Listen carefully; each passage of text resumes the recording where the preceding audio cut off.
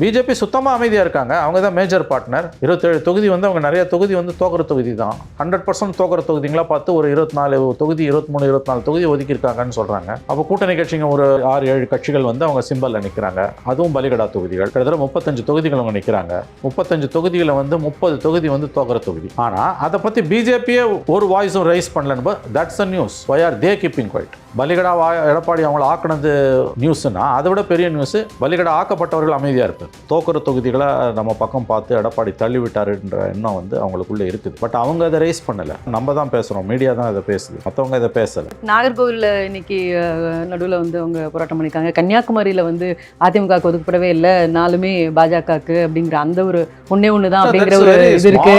இல்லை நான் சொல்றது வந்து தோக்குற தொகுதியா கூட்டணி கட்சிகளுக்கு ஒதுக்கப்பட்டது என்பது உண்மை என்றால் அமமுகவும் பாஜகவும் எதிர்த்து குரல் கொடுத்துருக்கணும்ல. அவங்க கிட்ட இருந்து ஒரு சின்ன மர்மரிங் கூட வரலையே. அவங்க அமைதியா இருக்காங்களே. படத்துல வேலை செய்யறவங்களுக்கு அந்த பிரச்சனை மனசாபம் இருக்கும்போது விஷயங்களை குழப்பாதீங்க. அதாவது வந்து உண்மையிலேயே ADMK has done injustice to alliance partners அப்படின்னா அப்படி ஒரு ஸ்கூல் ஆஃப் தாட் இருக்குது. That is true. அப்படி ஒரு கோணம் இருக்கு, விச் இஸ் ட்ரூ.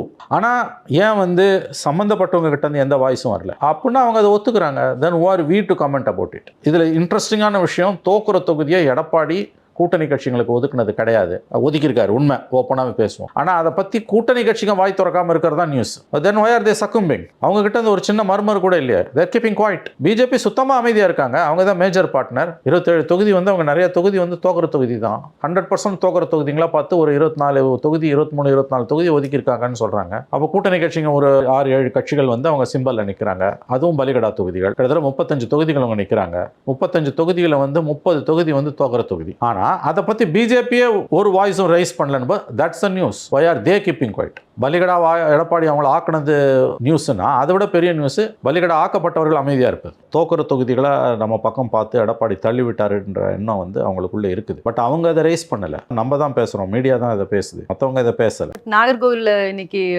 நடுவில் வந்து அவங்க போராட்டம் பண்ணியிருக்காங்க. கன்னியாகுமரியில் வந்து அதிமுகவுக்கு ஒதுக்கப்படவே இல்லை, நாலுமே பாஜகவுக்கு அப்படிங்கிற அந்த ஒரு ஒன்று தான் அப்படிங்கிற ஒரு இது இருக்கு.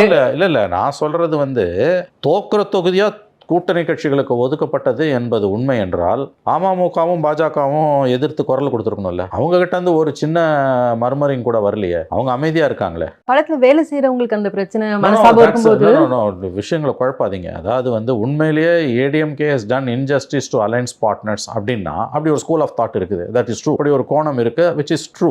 ஆனா ஏன் வந்து சம்பந்தப்பட்டவங்க கிட்ட இருந்து எந்த வாய்ஸும் வரல அப்படின்னா அவங்க அதை ஒத்துக்கிறாங்க. தென் who are we to comment about it? இதுல இன்ட்ரெஸ்டிங்கான விஷயம், தோக்குற தொகுதியை எடப்பாடி கூட்டணி கட்சிகளுக்கு ஒதுக்குனது கிடையாது. ஒதுக்கியிருக்காரு, உண்மை, ஓப்பனாகவே பேசுவோம். ஆனால் அதை பற்றி கூட்டணி கட்சிங்க வாய் திறக்காம இருக்கிறதா news. Then why are they succumbing? அவங்க கிட்ட இருந்து ஒரு சின்ன மர்மர் கூட இல்லையா? they're keeping quiet.